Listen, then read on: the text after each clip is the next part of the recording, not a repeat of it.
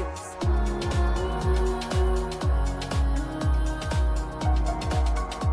Wicked witches.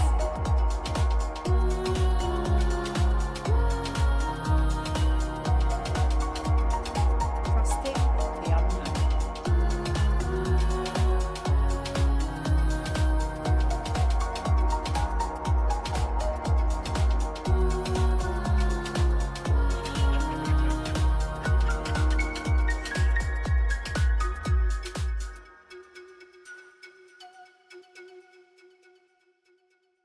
Welcome to the Nonsense in the Chaos. I'm your host, Jolie Rose.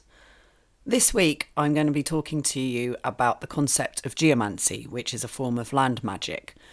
It's something that lots of different cultures have. Often it's to do with divination. Feng Shui is a form of geomancy.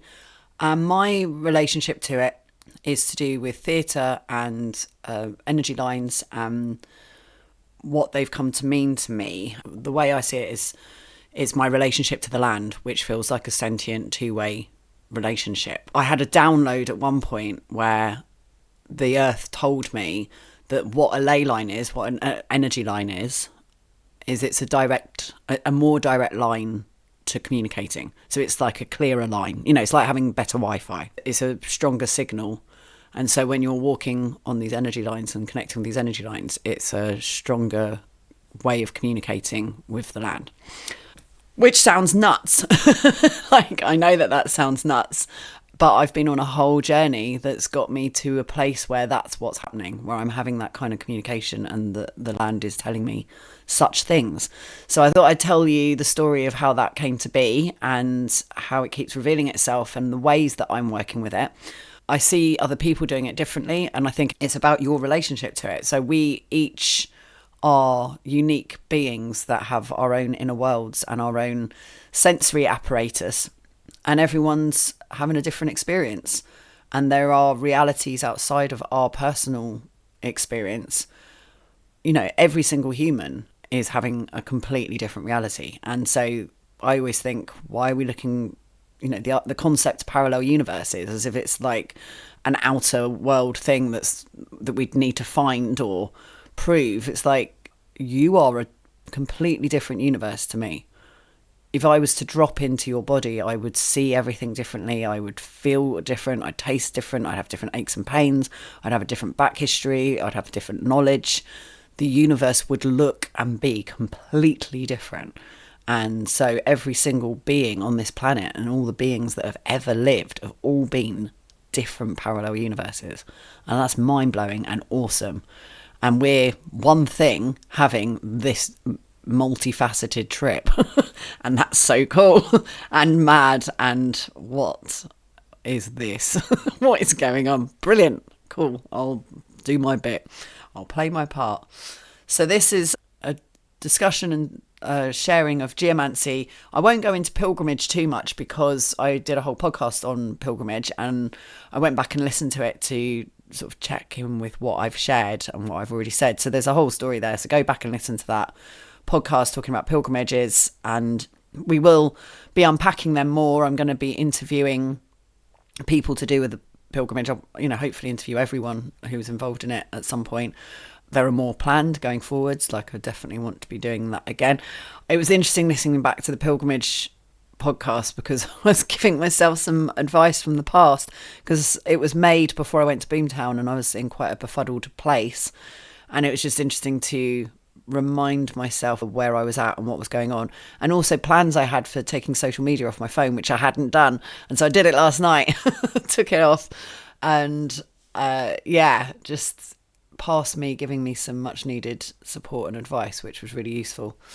So go back and listen to that to delve into the pilgrimage world more, and there will be more to come. There are so many people that I can speak to about all of this stuff, and I'm looking forward to speaking to all of them. So without any further delay, here is my story of geomancy.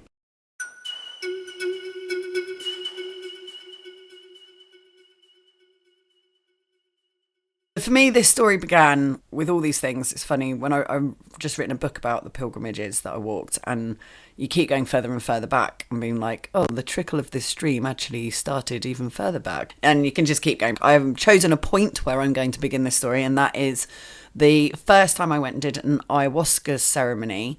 My friend Josh, who is awesome, we squatted together. He paid for me to go and do an ayahuasca ceremony at a psychoactivity conference in Amsterdam.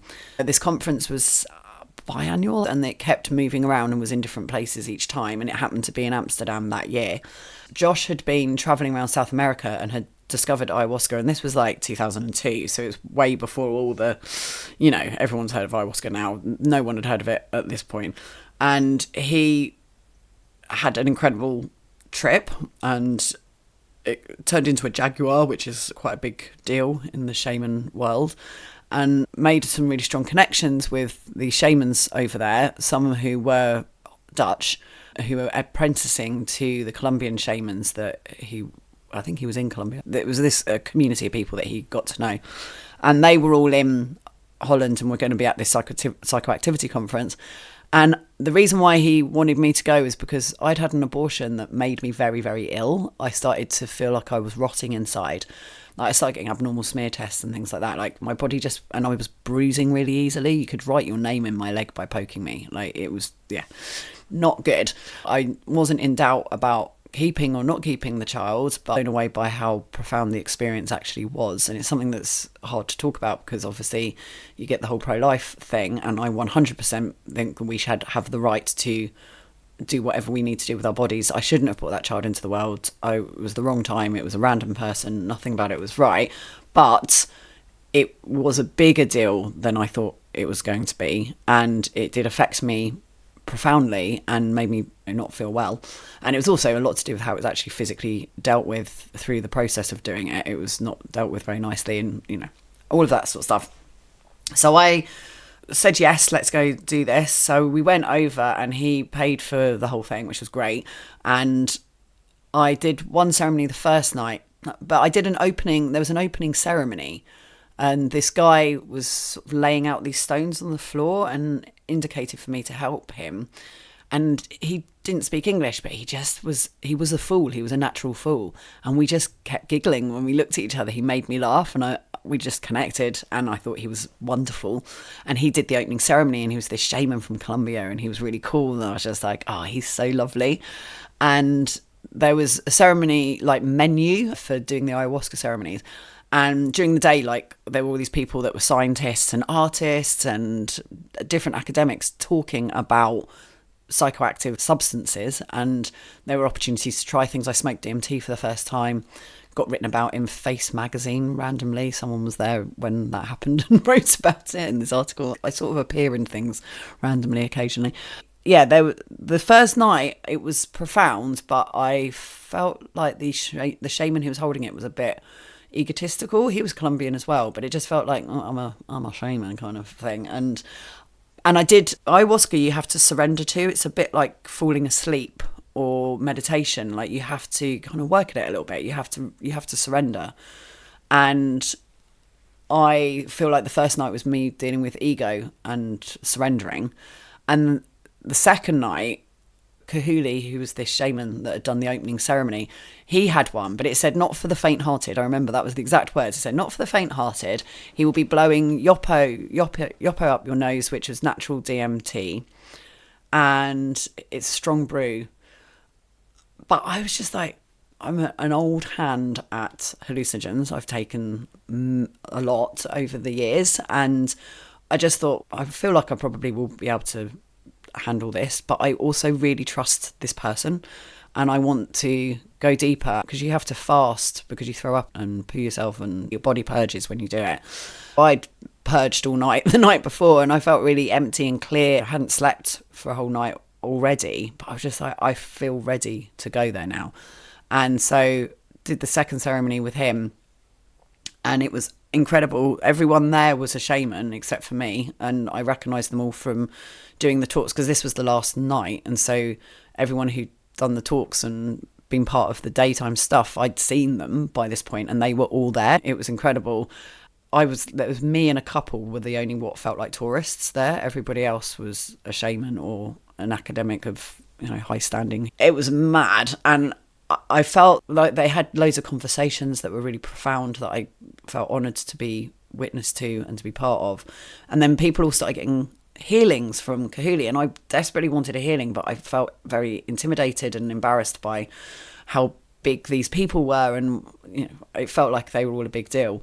But I started to unravel, I started to fall apart, and his apprentice saw and clocked me and spoke to Kahuli, and he saw me, and he said, I will do her at the end and I will need to have a rest. So he had a little sleep. I think he journeyed with me. I don't know. We journeyed because I was in the inner world tripping my head off at this point and just puking up tears. Like I was puking up tears. It was such a huge emotional thing that was happening.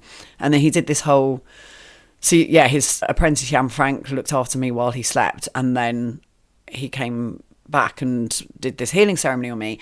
And part of it was I became aware of how much it was a performance. Like as a theatre maker myself, especially interested in fooling and working in fooling and that kind of thing, I could see that the performance was partly there's placebo. So if I was going to do a PhD, I would do it in is all theatre a form of placebo, and how that was our medicine prior to having medicine, and that it is actually very powerful. Like it's not, I wouldn't say you do it instead of medicine. Obviously I'm pro medicine, and I think in science, and we have achieved so much, but also big pharma are making money out of it. If you could heal yourself through psychological placebo theatre trickery, and that's for free, or however much that costs to go and do, in comparison to taking these pills every day for the rest of your life, I feel like it's worth exploring that avenue. But I wouldn't ever, not in a way that's dangerous, or if the medicine exists, like don't do it, don't not do the medicine as well, or whatever. And they have proven that in tests that if you tell someone that an actual pill that is the medicine is placebo, it works less well. So even when it is actually the medicine, we will make it work less well because our minds think it's not. So it is powerful, our mind, and it was the only medicine we had. And I could see how he was using that, and I was aware of that, and it worked. And we had this ceremony that was really intense, and he pulled demons out of me, and he pulled all this stuff out of me, and then gave me all this lovely advice via a translator. And it was deeply profound. And for some reason, it was for him too. And I don't know why. And reflecting back, he was a lot younger than I thought he was. I saw him again 15 years later. So we kept in touch, and I kept in touch with his apprentice. And they were coming back to Holland 15 years later and invited me to come to a ceremony. And I was in a really good place. And I thought, it'd be quite interesting to do a ceremony now from this space. So I went, and it was incredible. This guy, he'd had cancer, and he'd had tumours on his liver or kidneys or something, and he was about to start the medical process of trying to get something done to help it, probably chemo or whatever it was that was about to start. But he felt like he was going to try ayahuasca first. That he'd gone to Kahuli to get healed, and Kahuli had said, if this is chemical based, if this is environmental based, then this healing won't necessarily be able to help you. But if it's psychologically induced, then this might help. But if you've made yourself this ill, it's going to be a big thing that will be unpicked, and your life will never be the same again. And he'd done this ceremony and remembered and unlocked suppressed memories of being incredibly, horribly, violently abused as a child. And he'd completely blocked it out. He'd spent his life being this hardcore punk that was a squatter and very unemotional, very Mad Max kind of crazy character. Didn't realise that he'd been blocking all these emotions and suppressing his emotions, and he then became this ridiculously emotional, fluffy bear being who had to just let it all happen, let it all come out. And he did get better. It did work. His tumours were significantly reduced, and he got better. And I don't know what other... I don't know the whole medical process that he went through, but I know that it worked, and he felt that it was the ayahuasca that had done it. And he was a welder, and so he'd made Kahuli this huge red and yellow big top tent. It was enough room in there for about 200 people to be there in ceremony. There was this massive sacred fire with a chimney flume going up to the ceiling, and it was, and then when you entered, it had Circus Kahuli written on a sign out the front, and there was Kahuli with a red nose and surrounded by jaguar heads. And it's just so cool. I was just like, this is my church. This is definitely my church. The first night felt like the ego letting go. It was a cacophony of creativity. There was music, dancing, singing. It was splendid. That absolutely is my church. Hallucinogens, circus tent, shamans, and creativity. Like, yep, that's totally my cup of tea. Thank you very much. The second night, he dedicated it to the divine feminine. And that was the first time I'd ever heard that properly.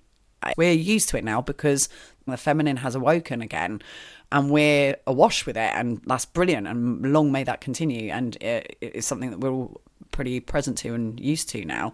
But at the time, that was the first time I'd heard that.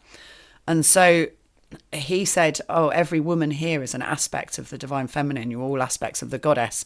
So tonight we're worshipping you, we're worshipping the divine feminine. And we got worshipped all night. And it was a completely different atmosphere. It was really gentle. It was really calm. One person sang and performed at a time. And then there was time for things to stop after each performance. We would be gentle, and the women tended to the fire. So the men, instead of bashing the fire and shoving logs in and stuff like they've been doing the night before, the women were like gently placing logs and gently tending to it.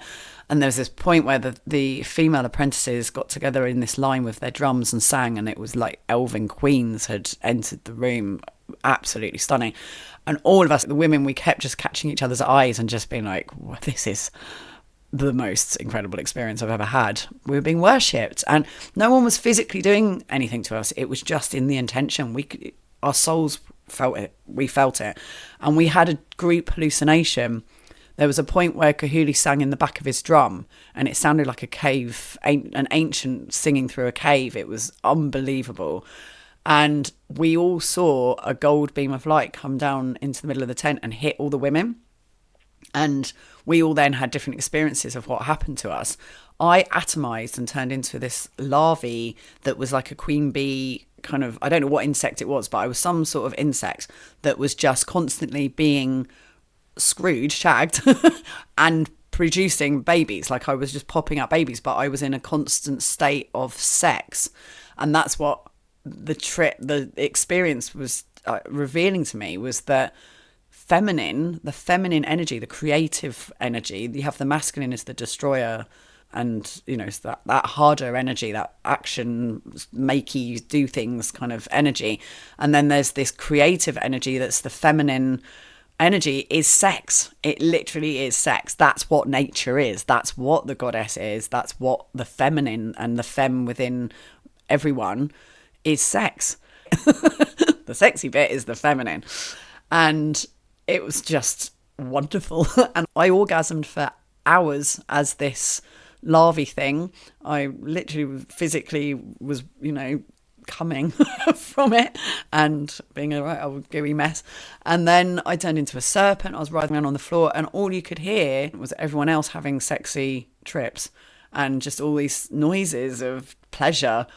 It was just delightful. And the men were like walking around like cockerels, and it was really funny, just the men just reacting to it. And, and no one touched each other. There was no sexy stuff actually happening. It was all just in our experience, but it was profound.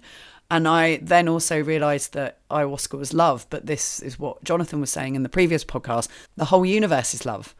This is love. The universe is love. And that this is some mad trip that we're having of these experiences of these parallel universes where we're all one. So we're all facets of a divine jewel, an inner divine jewel. Individual inner divine jewel. We're individual facets of one thing. And there's within that, it's see-through, like a jewel is see-through. You can see all the other facets within it. So we are all masculine, feminine, mixtures of aspects. And we can play any part, and we can be anything. And that's what we do in Fooling. We play all the parts, and you can do that because all those facets are within that one facet, but you are experiencing it predominantly from your perspective, from your facet's perspective. And that's a gift, and that you're bringing that to the party. It's part of the symphony. You're a note in a symphony, and that's what you're doing. But this is all about love. It's all love. And yes, that has the shades of hate within, because for us to really experience it, you need all of the shades to make it 3D. You've got to have that full experience. And that's what we're here doing. And I just realised that ayahuasca was love, and that it's a hard teacher. Love belongs to desire, and desire is always cruel. As Neil Gaiman puts it, it's not going to necessarily be gentle and kind. There are other ways of, basically, you got to learn the lessons, right? And that's part of it. And you're learning the lessons and going through dark nights of the soul. And ayahuasca doesn't let you hide. It's like you've got to face the things. But you're probably quite a nice person. Don't worry about it. I've faced my demons and they're not that bad. But also, then they do get work. Like, it's layers of an onion. You're going to keep going deeper in, and you don't want to get cocky and you don't want to get arrogant and egotistical about it, which is what Kahuli said to me at the first ceremony. He said the only things that humans need to worry about is fear and ego. So don't be scared, but then also don't be a twat about it afterwards. Don't get egotistical about it. And so I had this amazing experience, realised it was love, said thank you to the ayahuasca and to the universe, and this neon sign appeared above me with this little Japanese girl on it, and he went, "You're welcome."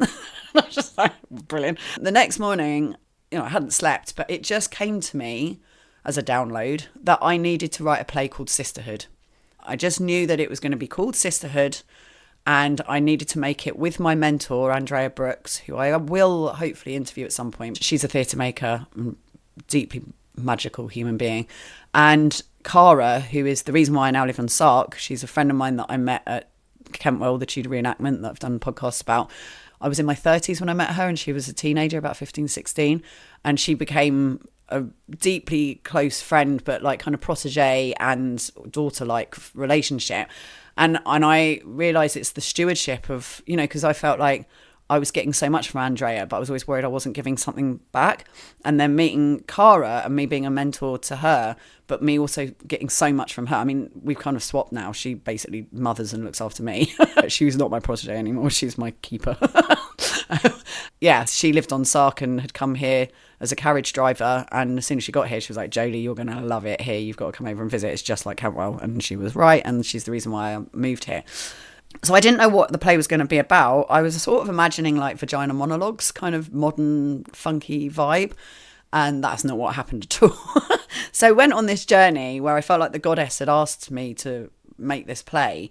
And I spoke to Andrea and she said, just book somewhere, find an Airbnb, book it, and we'll go there, but get like a whole group of women. So all of the different roles, like the costume design, set designer, lighting designer, statistician, someone to like do fact checking and stuff, and we'll all go and we'll make this play together, and just bring all your stuff. So we all brought like things that we had, like who were, that we represented. So the artists brought arty things with them, and I brought loads of costumes. And because me and Cara do Kentwell together, we brought our Kentwell costumes. So it was just, that was what was in the mix. And the Airbnb that I found was in a place called Wilmington, which has the long man of Wilmington, where he's holding these two sticks. And it was this beautiful thatched cottage that was very old in this lovely village. And it was just fate that that's where we were. It was because that was what was on Airbnb. But it was exciting that it was there because it's this lovely place. And we get there and Andrea's like, there's a churchyard up the hill with this old yew tree in the churchyard. And we went up and realised that the tree was older than the church. So at some point, the tree would have been overlooking the long man. They would have been in view of each other. And this church had been built in between them. And there'd been an arson attack at the church at one point, and it had meant that this beautiful stained glass window had been destroyed.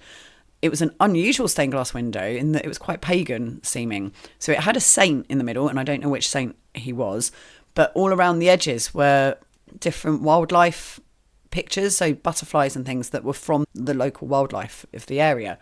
And that had been smashed, but then an artist had recreated it, doing the same image but with brighter materials. It was modern materials, so it had a brighter colour to it. So he recreated the image but then had a phoenix at the bottom, so rising from the ashes, and the pyre that he was rising from was the broken glass of the original picture. It was brilliant. It was beautifully done. And we're there sat in the church during the golden hour, so the light was stunning. And Andrea had said when we got to the house the story's trying to tell itself. We just have to get out of the way. And I mean, she's so deliciously wonderful, this lady. And so we were just starting to observe what was there. So it was Beltane. We'd gone away. It was Beltane. The blossom was falling from the trees. When we got there, it looked like it was snowing and the floor was covered in beautiful white blossom. There was these lambs right at the end of our garden. So there was the sound of lambs bleating. There were jackdaws everywhere. And we had 2 trapped in our fireplace. So we arrived at the Airbnb and we have to let these 2 jackdaws out of the fireplace. So it's all getting like very certain vibes, yeah. And we're in this beautiful thatched cottage and it's like, okay, oh, and the Long Man of Wilmington's right there. Oh, and there's this ancient yew tree that was so powerful. It had walking sticks and chains holding it up, and it was just this really epic tree. And then we're in the church and the light's spilling through the stained glass window and it's covering us in this fiery light with the fire of the phoenix and the golden hour light. And Andrea says, oh, you know, if you didn't have a lockup, which like some villages and towns have, we have one on Sark where the drunks would get chucked in, or, you know, if someone's done something wrong, they would be kept there until the magistrates, or the assizes, what they were called, would come and do the trial and judge, and then probably be taken away somewhere to be hung or whatever was going to happen. The judgment would be dealt out. And so if she was saying if you didn't have a lockup in your particular village or town, as there wasn't one in Wilmington, then the church would normally be used because that would be the only secure building that you could lock someone into. So like if you were a witch, you would be locked in the church and you'd have to spend the night in the church. We all sat there in silence, and then I was like, I think that's the play, isn't it? And that was the play. And so what I thought was going to be this really pizzazzy vagina monologues vibe play turned into a sort of Shakespearean epic where we went back to the house and we put on the Tudor costumes that we had, and we sat in the larder. There was this room, cold room that was a larder, and pretended it was the church because we felt we couldn't really go in the church and do it because people might disturb us, or, you know, we didn't want to seem disrespectful or anything. So we improvised these 3 women. So there was Andrea, me and Cara in Tudor costumes, and we improvised the play together. And we looked for the communal wine and we got drunk on the communal wine. And Andrea was just stunning. She led it and had lots to chuck in and was so flowing. And she had this awesome character who, Marjorie, just, oh my God, she was full of wisdom and is everything that Andrea is, just absolutely full of wisdom. And she helps us get through the night and finds a way through for us.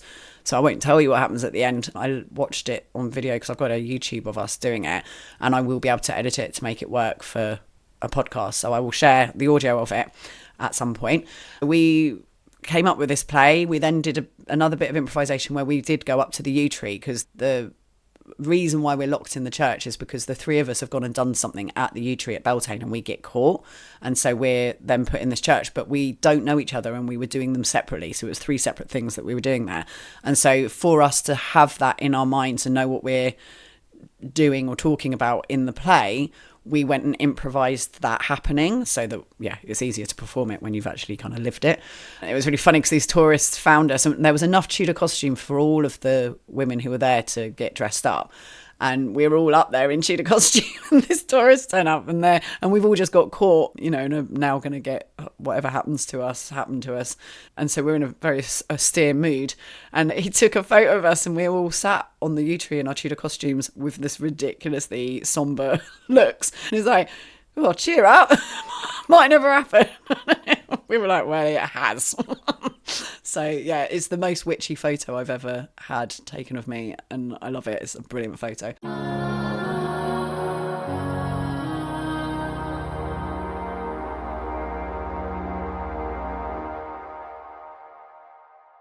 If you enjoy this podcast, then please consider supporting through Patreon, patreon.com/Jolie Rose. This is my craft, it's my art, and I love doing it and I love sharing it with you. And it means that I'm able to be an artist in Sark, and that's a feat.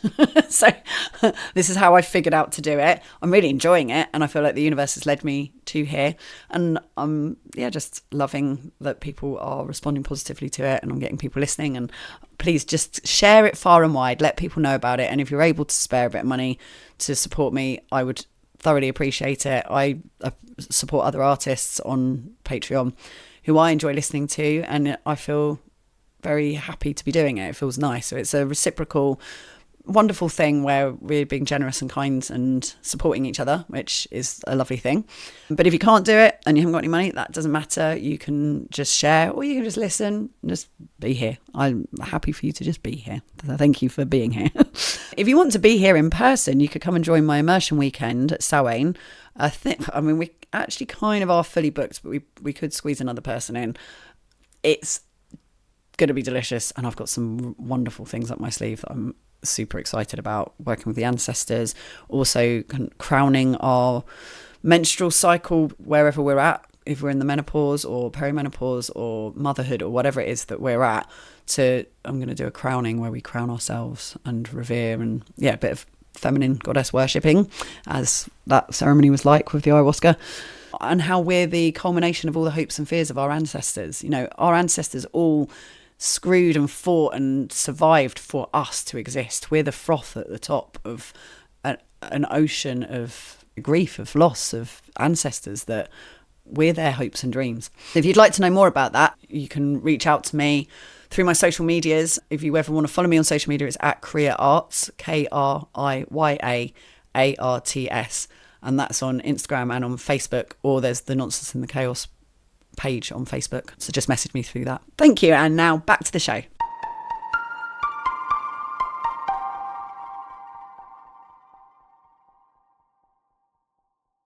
So we then took the show to Edinburgh, and it totally bombed. It did so badly. I lost £15,000. I tore a calf muscle. It was awful. And I did a reading, because we were working with the moon cycles while we were up there and doing ceremonies as part of us doing it, which was great. And we needed it because it was a really traumatic play to perform every day for a month. And I asked the goddess in a card reading, why hast thou forsaken me? Like, why have you made me do this? And for it to do so badly here, because it wasn't Edinburgh vibes. People are there wanting to watch comedy, and this was not. It was actually quite funny. It's gallows humour. It is funny if you realise it's funny, but it wasn't kind of Edinburgh vibe. The goddess said in her response through the cards, "What, you think that was it?"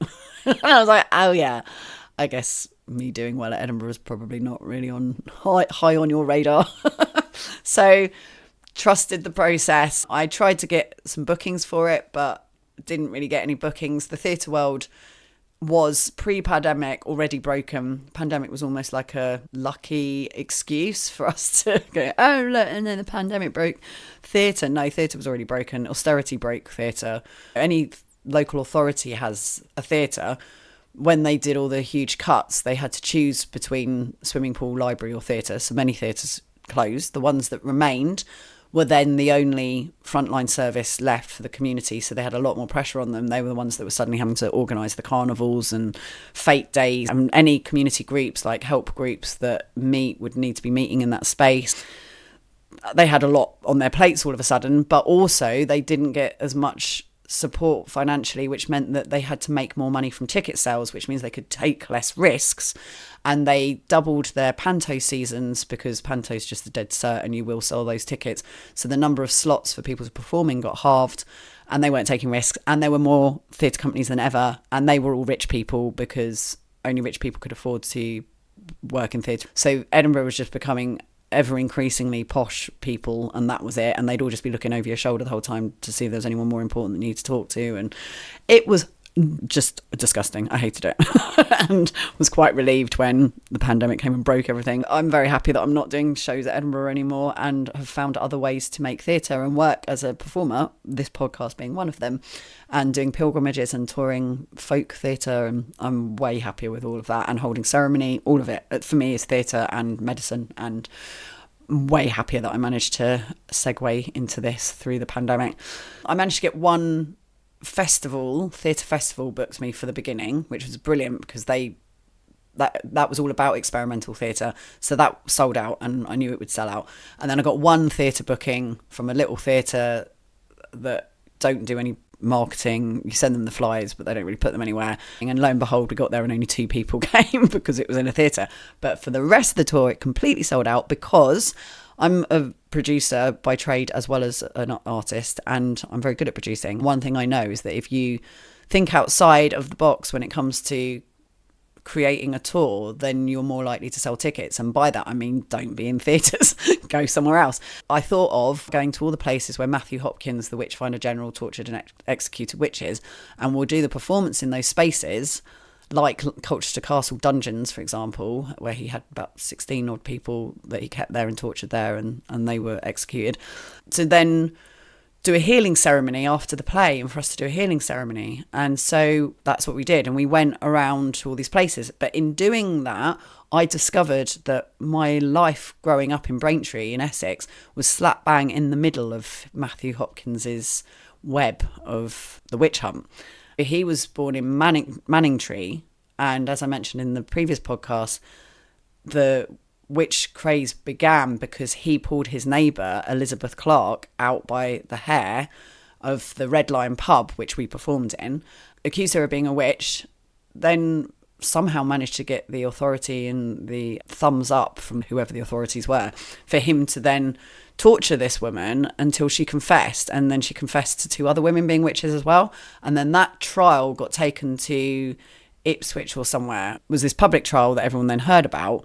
They got condemned to be hung. They got sent back to the places where they were from, and I think they were from 3 different villages, and they were hung. That meant that he then had the reputation of being able to be a witch hunter. It was during the Civil War, so there was civil unrest. People were terrified. There'd been drought, and so there was famine, and a Puritan fundamentalist nutjob had just been travelling around East Anglia telling everyone that the devil was amongst us, and had whipped up a religious fervour, which when Hopkins then comes through afterwards going, anyone got any witches, I can get rid of them for you, everyone's like, yeah, we got witches. But it was also very calculated. So if you were accused of being a witch, the family didn't inherit your land, it went to the local authorities. So it was a land grab, basically. And he was given huge amounts of money for the privilege of doing this. So it wasn't just, I think people often imagine that it was just all the witchy old women that got done. That's normally because they were very vulnerable and easy to take out. If you're an old woman on your own, no men to protect you, no men to stand up for you, and you've got a house, thank you, we'll have that, thank you very much. So yes, old women. A lot of men were away at the civil wars, so there was a lot of people who were vulnerable because their men weren't around. But also it was problem family, so like neighbours from hell kind of vibe. If you had the whole families were taken out, so you'll see the lists of names and it will be a whole family, and it will be men as well. So it was a mix, but yes, women definitely were more vulnerable and so easier to take advantage of the situation. And it was awful. In Colchester Castle, he tortured this teenage girl. He made her confess that her mother was a witch. It was horrible. It was really horrible. And then it wasn't until the government or whatever was happening in Westminster, whoever was sort of tenuously still in charge at that moment, got wind that he was about to have 100 people tried and hung in, again, I think it was Bury St Edmunds. And they were like, hang on. 100 witches? What? So they went down and went, hang on, who are you? What's this? No, they did do the trial, and one person did get found guilty of witchcraft and they were hung, but the others were released, and they just shamed Matthew Hopkins. And that's like the worst thing that could, it's not the worst thing that could happen to you is be accused of being a witch and being hung, which is obviously not a nice thing to be happening. Reputation was everything in the Tudor times, and so to have your reputation ripped apart, he was absolutely humiliated and shunned from society, and then died of tuberculosis about a year later, aged 28. He was a young whippersnapper. It's absolutely unbelievable that he did what he did by that age. And yeah, he killed about 70% of the witches that were ever killed in England were at his hands, and he did it right around me. So Braintree was slap bang in the middle of where his reign of terror occurred. So that was suddenly quite weird to be like, and obviously I'm very drawn to the Tudor times. I live as a Tudor, I work at Kentwell Hall, and I've nearly drowned 6 times in my life. And I'd found out through my mum when we went around booking the tour that she'd been living on the Ducking Bridge in a cottage when she was pregnant with me. So the songline that would have jumped up through my feet and kickstarted me to life was that songline. Now that feels profound to me because there's this connection with Elizabeth Clark and Anne Clark, who I talked about in the last two podcasts, whose house I squatted. Her actual name was Elizabeth Anne Clark, but everyone called her Anne. So she's Elizabeth Clark. And then this other woman in the reason that the witch trial hunt craze began was called Elizabeth Clark. So there's this connection with that. But also I have a connection with Aborigine culture as well. I feel like these are two past lives I feel like I have. I feel like I have a Tudor past life that's something to do with ducking and drowning. That means that I'm keep re-drowning in this life. I have a lot of problem with my voice. My throat is my weak spot and I can't really sing and things like that. I'm very drawn to the Tudors, but also something Aborigine. I feel like I have an Aborigine past life connection as well, because from age like 12, 13, I read Songlines by Bruce Chatwin. I know that's a controversial book now because he kind of stole a lot of stuff and some of it wasn't true. But what I learned from that was that songlines are maps of the outback, that when the ancestors like Witchy Grub and Coyote or Emu rose up from the earth, their movement and rising up, like say Witchy Grub was under the earth and he started to move around, and his wiggling around made a mountain range. He moved out into the earth, had a piss, and that became a watering hole, and then he threw up and that became a forest or whatever. Like the landscape was created by the ancestors singing it into existence and through their movement through it. When you are born of your songline, because that's what kickstarts the baby, and the first time the baby kicks, the mother will remember where she's standing, tells the elders, they'll know what songline it was, they'll teach the song, and then that song will take you across the outback on walkabout as a map. Amazing. So I'd known about that since I was really young, and I felt very connected to it and fooling. So when in Aborigine culture, the veil between the inner and outer worlds is non-existent. The inner and outer are one.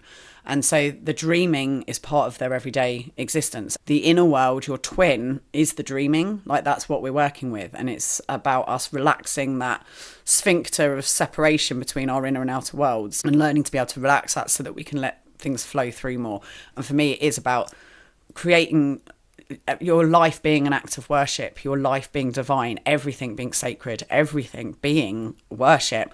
Blimey, life's great when you do that. So that's a big turnaround. Delve into that and keep going with it because it's never ending, and I love it. And my life's a work of art. My greatest work of art is my life, definitely. Went to Australia with a theatre show that we took to Edinburgh in 2020. It was the last time I took a show to Edinburgh. We were booked to go and perform in Australia while the forest fires were happening. It just felt weird and wrong that we were flying all this way. I tried really hard to get out of us going, but they ended up throwing loads of money at us to make us come.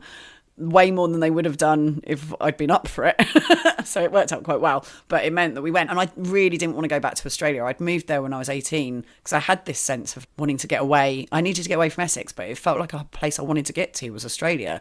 Felt drawn to it, and then I got there and I just had the worst anxiety and it felt awful. And I do feel like there's this past life Aborigine connection where the culture of being there is terrifying for me because it's the oppressive invader culture of the settlers who've gone over there and what they did and what that trauma of what's happened. But we went, because of the forest fires, I said I want us to do something while we're there, and I found a charity that were going to places that have been burnt and like doing a ground force thing where they rebuilt the garden. And we went with them for a day and we planted a garden at this woman's house where her mum had tried to fight the fire and had died, and she was really sad, but it was lovely that we were able to bring it a bit of lease of life again by bringing the garden back to life. And as soon as I got my hands in the soil in Australia, I felt it. I was like, hang on. I love this land. I love this land deeply. And it's the culture here that I hate. And that was an epiphany, which felt like a past life thing. But also it meant that I learnt about the rainbow serpent, which I wouldn't have known about if I hadn't gone there. And the rainbow serpent is one of the Aborigines' biggest stories, most sort of important stories. And when they see a rainbow, the serpent is travelling from one watering hole to another. So they're like, be quiet. Don't want to get caught by the serpents. They're kind of a bit scary, which I think is a really funny way of looking at a rainbow. I love that. But also when you look at the Milky Way, they don't see constellations as the light. Like we see the stars, they see the darkness. So they see the the Milky Way is where the rainbow serpent, has moved across the sand, and it's the stars of the sand that's been wiggled through, which you can totally see it when you look at it like that. It's like, oh yeah, it does look like a serpent's wiggled through sand. And they see a dark emu, which is a dark space that makes the shape of an emu between the stars. And then they see Orion's belt as an eagle that's pierced the blackness with its claws. Just love it. It's such a different way of looking at it, and I share that when I'm at the observatory showing people the dark skies. So I have this whole experience of putting this tour together and having the connection to land that I was starting to develop. But what happened with Sisterhood just blew me away because nature became a proactive part of it. So the first 3 performances, I didn't know what we were saying to Matthew Hopkins, because we were doing this healing ceremony, and I timed it so that we had 3 performances before Halloween. Full moon was at Halloween, so we were building up to this full moon, and on that night I'd booked the tour to go to the Red Lion Inn in Manningtree, his birthplace and the place where the witch trials started. So it was the 4th performance, and that was where it would be for Halloween. And the first 3 performances, there was thunder and lightning, and we were in the barn in Coggeshall by the Ducking Bridge where my mum had me when she was pregnant with me. There was thunder and lightning around that barn, and I, as part of the healing ceremony, would show a tarot card. So I had a big printout, so it was blown up and printed out so that I could show people this card, because in the rehearsal process, one day, one of the actresses who played Cara and Andrea couldn't come on tour, so we had actresses playing them, and the one who was playing Cara's part was called Coco, and she brought this lovely tarot deck with her, and so we'd pulled cards for our characters, and they were deeply insightful. But we also pulled one because I hadn't known what I was saying to Matthew Hopkins. What was were we going to go and shout at his grave? Like, what were we going to do? Like, desecrate his grave? What did we want to do? We pulled a card for him, and the card was the Wheel of Fortune. And in this particular deck, there were women in between each spoke, and the women at the bottom, it was like a dark blue background. They had long dark hair, and they looked like they were in despair, and it looked like they were being accused of witchcraft. So there was these 3 women looked like they'd been accused of witchcraft at the bottom, and then at the top there was these 3 women who were like bright golden background, golden hair, just full of joy, hands in the air, and just absolutely in their power. And Trump and Boris Johnson had recently got into power at this point, so it felt very depressing. But the she is rising, the divine feminine, had significantly lifted. So it felt like we were in the top bit of that cycle, but at the same time had the patriarchal death rattle happening at us. And so that was a reminder that this too shall pass. Like, yes, people like Matthew Hopkins exist. Yes, people like Trump and Boris Johnson exist, but they don't live forever, and they're not going to be here forever. And actually, we can just move on because they're nothing. Like, fuck them. And so that was the message, is that we're forgiving and forgetting him.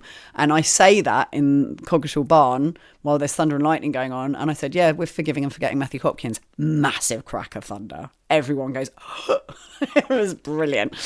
So we then go to Manningtree, and it's Halloween, and it was really wonderful because the performance the night before, someone had pointed out, because in the ceremony we gave everyone a black and a white stone, and we said, we want you to think of people who've been oppressed and put a stone in the middle, and then think of people that have inspired and made you feel strong and made you feel supported. And the people who are oppressed could be people you feel connected to, that you represent, or it could be people that you care about.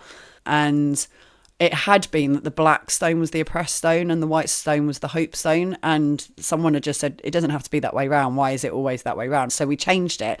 And at Halloween, we changed it. And it was the first performance where someone of colour was there. It was interesting how much people tripped over trying to say it. They kept automatically going to do it the other way round, which was just an interesting thing to observe. So that night, we normally would put the stones in the middle, and then we would cleanse them by singing a note at them, and we had a prayer bowl that we'd use. And then we'd read out the names of the people that had been accused and tortured and killed in that place. But on this night, we took the stones outside because there was 3 trees planted for the 3 women, Elizabeth Clark and 2 other women accused of being witches as well, who were all hung. There were 3 cherry trees planted for them in front of the pub. We took the stones out and put them at their roots. And when we'd arrived in Manningtree, it was really foggy and it had this deeply oppressive atmosphere. Some neighbours peered out through the curtain and it just had this real like, who are you, kind of spiky energy.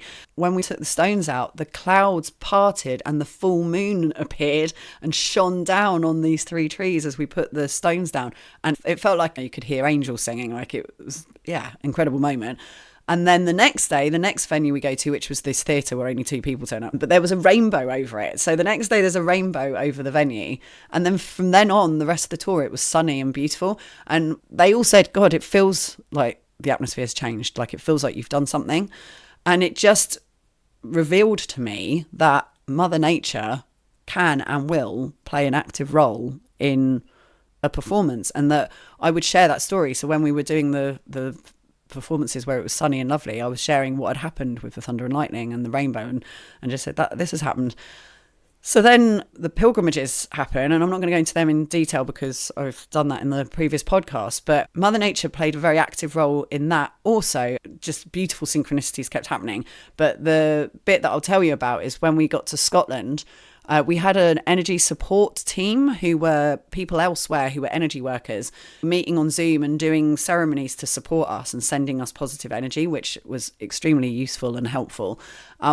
They'd realised as we were approaching Scotland that we needed to ask for permission to go in there. So they'd found some medicine, shaman, wisdom keepers from Scotland and invited them to the ceremony, and they'd welcomed us in. And obviously I'd gone to Australia, not wanting to go to Australia, but through going there, had been gifted, realising that I did have some connection to that land and deeply love it, regardless of the culture that's there. And I learned about the rainbow serpent, which I would never have known about before.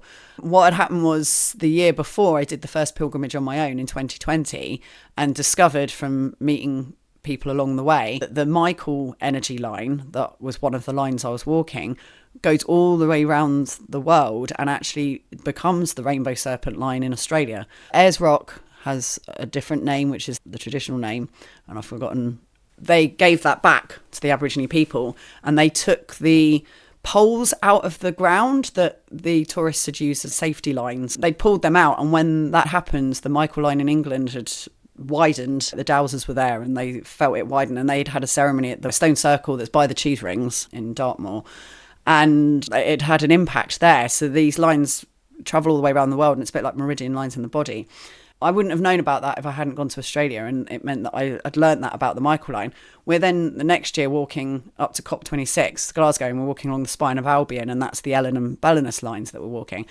And get to Scotland, and I knew that they'd asked for permission for us to enter. But when we got there, it was like we were trying to break into Glastonbury or something, because the main way to get across was this motorway bridge, but it was a really busy, horrible motorway bridge, and then walking along the side of a motorway for ages. So we saw on the map that there was a bridge we could go to, but it was quite a long walk, but it was better than going across the motorway.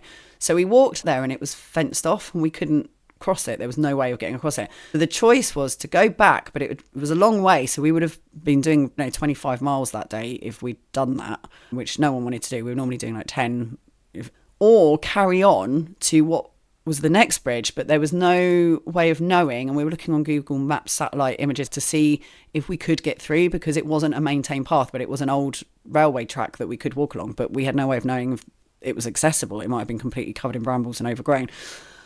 I went off and had a wee, and as I was having a wee, I looked up and there was a hawthorn bush above me, and hawthorn, on my first pilgrimage that I did on my own, walking the Rainbow Serpent Michael line, hawthorn had supported me.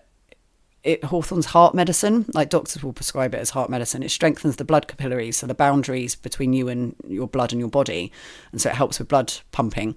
And it also is a boundary bush. Birds can get through and rabbits can get through, but humans and horses and things can't. It's really good for boundaries. And so I'd had this stick that I'd carried back with me when I'd gone back to face me and my husband splitting up and moving out, and I had this stick that's just supported me to have my boundaries, and I still have it on my altar at all times. She's with me, and now Hawthorn feels like my friend. She's my homegirl. And I looked up at this hawthorn bush and I was like, can we enter? sorry we haven't asked, but if it's okay, can we enter Scotland? And I felt her say yes. And I went back and I went, I'm going to carry on. Like, you guys obviously do whatever you want, but I'm going to carry on. I trust that we can get through that way. And so people were like, yeah, all right, we'll all do it. So we went that way and it was fine. It was a bit scrambly. Some of it was a bit tricky. But when we got there, this bridge was the oldest bridge into Scotland. It was beautiful medieval stone bridge. We cross over. It says, welcome to Scotland. The next field behind it had more magic mushrooms in it than I've ever seen in my life. And it was absolutely insane. So we dive into there and just start picking. And then we walk up the hill and there's this couple come running out and they'd seen us on the news and they were like, oh, they might come this way. And so they recognised us. They ran out, invited us in, had made biscuits and cake and cups of tea, and we're all just coming up on mushrooms. And they were lovely. They were so lovely. And we visited again on the way back. And so 2 years later, when we came back down in the opposite direction, we saw her again and went and had a cup of tea with her. It was lovely. So it's nice to make these friends and have these connections. But yeah, it just felt like the land just said yes. And then throughout that bit of Scotland, rainbows were everywhere. So when we were at COP, there were rainbows. This connection to the rainbows that they'd said in the ceremony, and then also the rainbow serpent connection, just they were everywhere. We didn't walk to the top of Scotland because that's mountaineering range, walking through the Cairngorms or whatever. That's a different thing to what we'd done walking up England. We got a people carrier and we drove to the last bit where the energy line goes into the sea. The energy lines would enter the sea, and it was a place called Hope Bay. And we got up there, and as we're driving along, we're going through the Highlands and it's autumn. And so all of the brackens turned gold. It's absolutely golden. It's sunny. So then we end up driving through triple rainbows in this sea of gold and the rainbows are hovering around on the golden brackens. It's like, here is the gold at the end of the rainbow. This is mad. But it was a triple rainbow. So it was like we were going through a tunnel of rainbows. And we get to the lands at the end, and the land looks like a dragon going into the sea. And we do the closing ceremony, and we've done a ceremony on each of the chakra points up the spine of Albion on our way to COP26. And this was the last one in the crown chakra. And out of nowhere, there was 7 claps of thunder. And then there was no lightning and no rain. So the earth clapped, and it clapped 7 times, which was the number of ceremonies we'd done. It was one of the most incredible mental thing that's ever happened to me. I was just like, what? And so, yeah, and then that's whilst walking the energy lines at some other point, I got the download that it's the most direct way to communicate. And so when Aborigines are going on walkabout, they're going to have sexy lover time with Mother Earth. And she is the mistress that just keeps on giving. The more I open myself up to this relationship being sentient and two-way, the more it happens. I love her so much. I feel very bereft at the moment because I haven't gone walking this year, and I feel ill and I feel wrong. But I also needed it. I needed a year to process. I needed a year to be getting married to Diz and to be here. His birthday's in October, and so I've been missing his birthday for the last 4 years every time I've been away. Next year I will definitely be away again, but this year it was important for me to be here, and it's been a processing thing. It's a necessity. It's been a necessity. It's okay, but it's also been a bit uncomfortable, and yeah, I'm like smoking and drinking and doing things that is not what I would normally be doing right now, and it's not what I want to be doing, but also I'm forgiving myself. It's okay, this is just what's happening.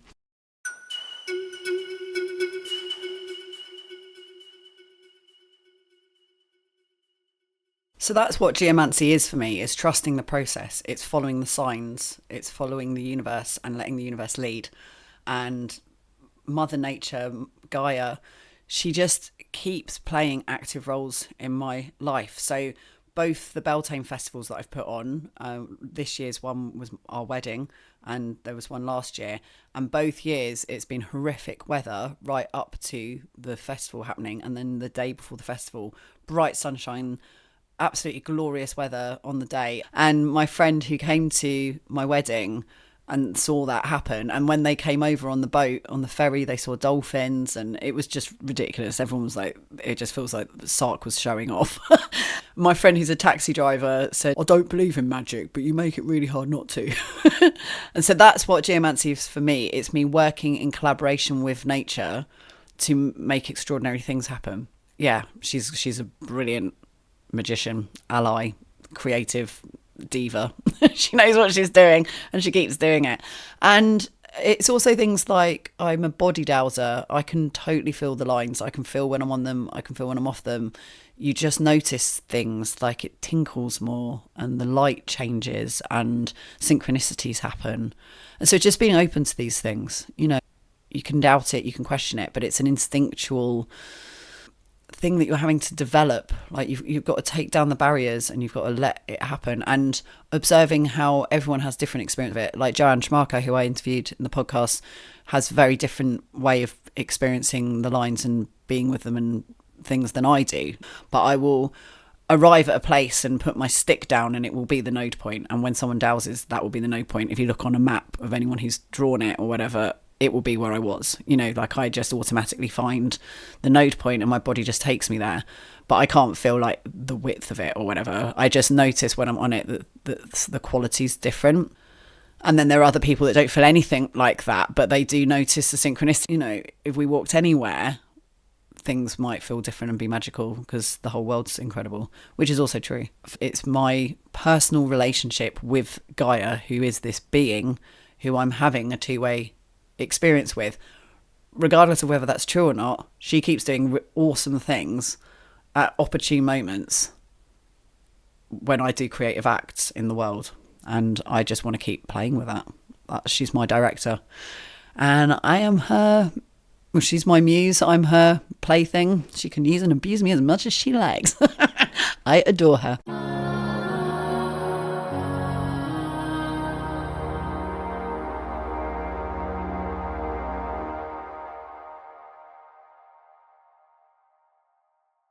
I'm going to pull a rune just to see what the universe wants me to briefly talk about before we close this podcast this evening. So, it's Parath again. So this is the rune that I pulled last week from Anne. So it's Lot's cup. It's the gambling cup.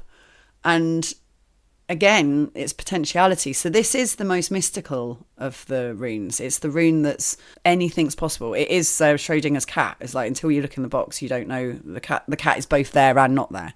So it's potentiality. It's the potential for anything to happen. That, you know, it's interesting that is also what I got from Anne, because it is the dreaming. You know, the dreaming is infinitely possible and all our parallel universes and all of our reality is made up. Could we literally just trip a different reality into being?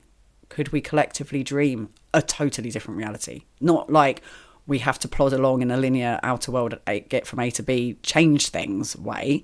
Could we literally just flip the script by enough of us dreaming a different reality into being? Is that happening all the time? Are we, you know, your timeline is shifting and that's happening all the time? I had a part of the pilgrimage experience of feeling like the timelines had shifted, which I felt like happened in Avebury, was going to Glastonbury Tor, which I've been to millions of times. I've walked up millions of times, and I got there, and the path at the back entrance to get up there, not the main sort of easier route, there's a less accessible, more steep climb you can do at the back, and the path there, which I've seen millions of times, was in a different place.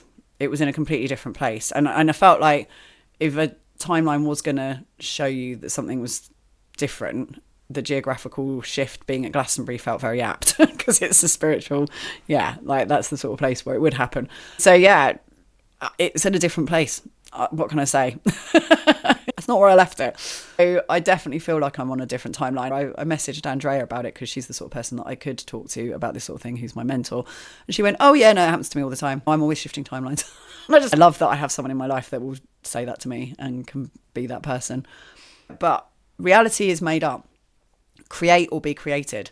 And this cup is that. It's saying create. Work with the dreaming, work with the inner world and create something. Make your life sacred and magical and trippy and do whatever the hell you want with it.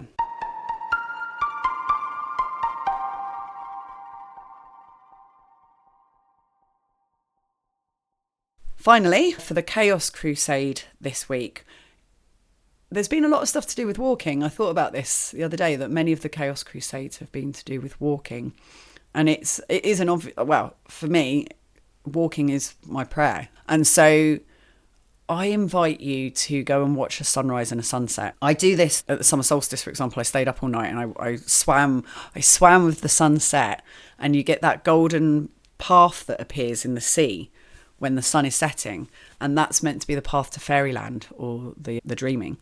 And I was in the water skinny dipping as the sun set, and I parted my legs and I let this golden light enter me and impregnate me with creativity for the year. And that's what I did in the summer solstice this year.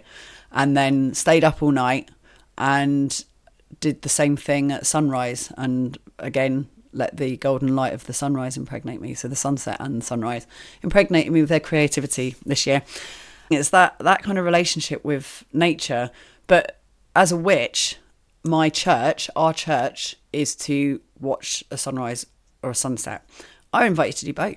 And it's half and half at the moment because of the equinox. So it's a good time of year to do it and to just sit and watch it and be quiet and just do. So that's my invitation to you. It's a profoundly wonderful thing to do. And every day we get a free sunset. How amazing is that? That's a lyric from Beans on Toast. So thank you so much. This is taking us off into a bit of a journey to do with nature, and I've got a brilliant interview lined up for you next week with my sister-in-law's sister, Sarah Day, who I grew up with at Kentwell Hall at the Tudor reenactment. She cut her cloth working with Ray Mears, doing boot camps out in nature for young offenders, and she literally is everybody's apocalypse person. We will go and find Sarah. If anything happens, like, where's Sarah? She'll look after us. She's absolutely awesome, and I can't wait for you to hear about her world and life because it's absolutely inspiring and batty. That's next week, and she has a really deep connection with nature. We'll see where the journey takes us from there, but I will also share sisterhood with you. That probably will be the week after, and then hopefully we might interview some people to do with that or something. We'll see where the universe takes us. So thank you for listening. Love you. I'll see you on.